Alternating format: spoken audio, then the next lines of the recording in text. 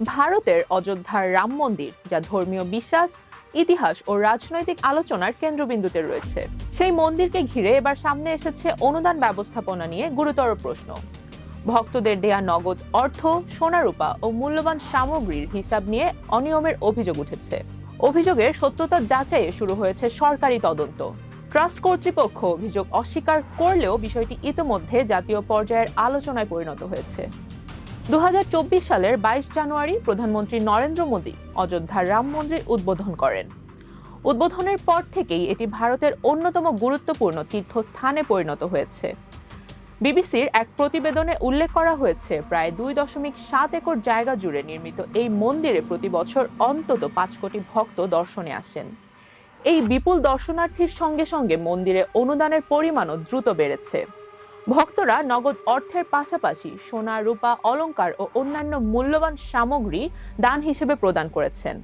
আর এই অনুদানের হিসাব নিয়েই সম্প্রতি প্রশ্ন উঠেছে।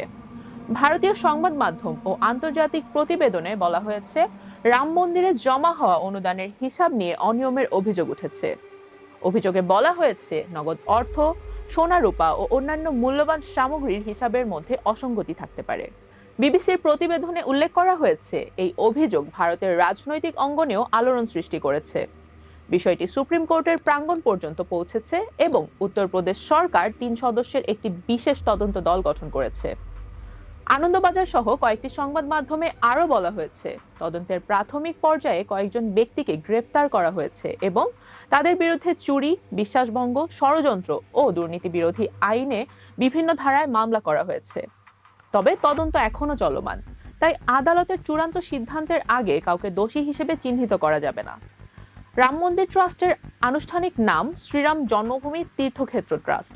এই ট্রাস্ট ২০২০ সালের ৫ ফেব্রুয়ারি ভারত সরকার গঠন করে এবং প্রধানমন্ত্রী নরেন্দ্র মোদী সেই দিন লোকসভায় ট্রাস্ট গঠনের ঘোষণা দেন। ট্রাস্টের ১৫ সদস্যের মধ্যে ১২ জনকে ভারত সরকার মনোনয়ন দেয়। ট্রাস্টের পক্ষ থেকে অর্থ আত্মসাতের অভিযোগ অস্বীকার করা হয়েছে। তাদের বক্তব্য হলো, অনুদান ব্যবস্থাপনায় কোনো অনিয়ম হয়নি এবং তদন্তের মাধ্যমে প্রকৃত তথ্য সামনে আসবে। ট্রাস্ট আরও জানিয়েছে যে তাদের তদন্তে পূর্ণ সহযোগিতা রয়েছে।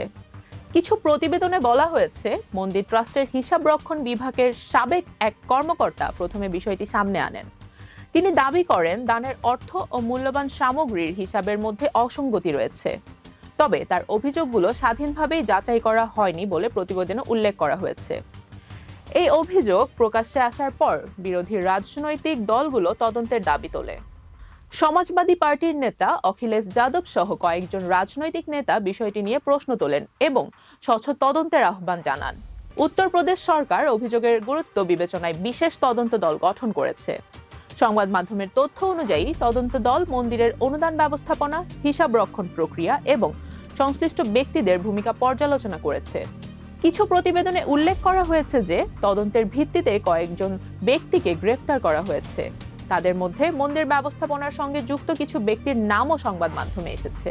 তবে তদন্ত চলমান থাকায় এসব অভিযোগের চূড়ান্ত সত্যতা এখনো আদালতের মাধ্যমে নির্ধারিত হয়নি। অযোধ্যার রাম মন্দিরের বর্তমান অবস্থানকে ঘিরে ইতিহাস বহু পুরনো। ব্রিটানিকার তথ্য অনুযায়ী অযোধ্যার বাবরি মসজিদ নির্মিত হয়েছিল ১৫২৮ বা ১৫২৯ সালে। মুঘল সম্রাট বাবরের সেনাপতি মীর বাকি মসজিদটি নির্মাণ করেন বলে ঐতিহাসিক সূত্রে উল্লেখ করা আছে। অযোধ্যাকে হিন্দু ধর্মাবলম্বীরা ভগবান রামের জন্মস্থান হিসেবে বিশ্বাস করেন। অন্যদিকে বাবরি মসজিদ দীর্ঘদিন মুসলিম সম্প্রদায়ের জন্য একটি গুরুত্বপূর্ণ ধর্মীয় স্থাপনা ছিল। এই স্থানকে ঘিরে হিন্দু ও মুসলমানদের মধ্যে বিরোধের ইতিহাস অন্তত ১৫৫৩ সাল থেকে নথিবদ্ধ রয়েছে। ১৯৯২ সালের ৬ ডিসেম্বর অযোধ্যার বাবরি মসজিদ ভেঙে ফেলা হয়। এই ঘটনা ভারতের সাম্প্রতিক ইতিহাসের অন্যতম আলোচিত ও বিতর্কিত অধ্যায়।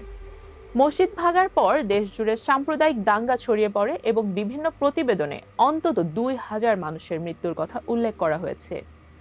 এই ঘটনাকে কেন্দ্র করে ভারতের রাজনীতিতে বড় পরিবর্তন আসে। রাম মন্দির আন্দোলন বিজেপির রাজনৈতিক উত্থানের সঙ্গে ঘনিষ্ঠভাবে সম্পর্কিত বলে বিশ্লেষণ করা হয়। ১৯৯০ সালে লালকৃষ্ণ আদভানির রাম রথ যাত্রা এই আন্দোলনকে জাতীয় পর্যায়ে আরো জোরালো করে তোলে। দীর্ঘ আইনি লড়াইয়ের পর ২০১৯ সালে ভারতের সুপ্রিম কোর্ট অযোধ্যার বিতর্কিত জমি হিন্দুদের উপাসনার জন্য বরাদ্দ দেওয়ার রায় দেয়। একই সঙ্গে মুসলিম পক্ষকে বিকল্প জমি দেওয়ার নির্দেশ দেওয়া হয়। এই রায়ের পর 2020 সালে রাম মন্দিরের নির্মাণ কাজ শুরু হয়। 2024 সালের 22 জানুয়ারি প্রধানমন্ত্রী নরেন্দ্র মোদী মন্দিরটির উদ্বোধন করেন। মন্দিরে রামলালা নামে পরিচিত 5 বছর বয়সী রামের মূর্তি স্থাপন করা হয়েছে। রাম মন্দিরটি নগর নির্মাণ শৈলীর আদলে তৈরি করা হয়েছে এবং এর নকশায় প্রাচীন ভারতীয় মন্দির স্থাপত্যের প্রভাব রয়েছে। 3 তলা এই মন্দিরে লোহা ব্যবহার না করে পাথর ও ঐতিহ্যবাহী নির্মাণ উপাদান ব্যবহার করা হয়েছে। মূল উপাসনা স্থলটি অষ্টভুজাকৃতির। মন্দিরটির স্থাপত্যে উড়িষ্যার কোণার্ক সূর্য মন্দিরের প্রভাবের কথাও বিভিন্ন প্রতিবেদনে উল্লেখ করা হয়েছে। উদ্বোধনের পর থেকে এটি দ্রুত ভারতের অন্যতম গুরুত্বপূর্ণ তীর্থস্থানে পরিণত হয়েছে। রাম মন্দির ভারতের রাজনীতি ও ধর্মীয় পরিচয়ের ক্ষেত্রে একটি অত্যন্ত গুরুত্বপূর্ণ প্রতীক। তাই মন্দিরকে ঘিরে যে কোনো আর্থিক বা প্রশাসনিক অভিযোগ রাজনৈতিক প্রভাব ফেলতে পারে। বিরোধী দলগুলো অভিযোগ করেছে যে প্রকৃত দায়ীদের আড়াল করার চেষ্টা হতে পারে। অন্যদিকে ট্রাস্ট ও সংশ্লিষ্ট পক্ষের বক্তব্য হলো, তদন্ত শেষ হওয়ার আগে কোনো সিদ্ধান্তে পৌঁছানো উচিত নয়। উত্তরপ্রদেশের মুখ্যমন্ত্রী যোগী আদিত্যনাথ বলেছেন, ভক্তদের বিশ্বাসের সঙ্গে কোনো ধরনের অনিয়ম বরদাস্ত করা হবে না। একই সঙ্গে তিনি সবাইকে দায়িত্বশীল বক্তব্য দেওয়ার আহ্বান জানিয়েছেন, যাতে ধর্মীয় অনুভূতিতে কারো আঘাত না লাগে। অযোধ্যার অনেক বাসিন্দা এবং ভক্ত মনে করেন, মন্দিরে দেওয়া অনুদান তীর্থযাত্রীদের সেবা ও ধর্মীয় কার্যক্রমে ব্যবহার হওয়া উচিত। অভিযোগ সত্য হলে তা ভক্তদের বিশ্বাসের ওপর আঘাত হানবে বলে তারা উদ্বেগ প্রকাশ করেছেন।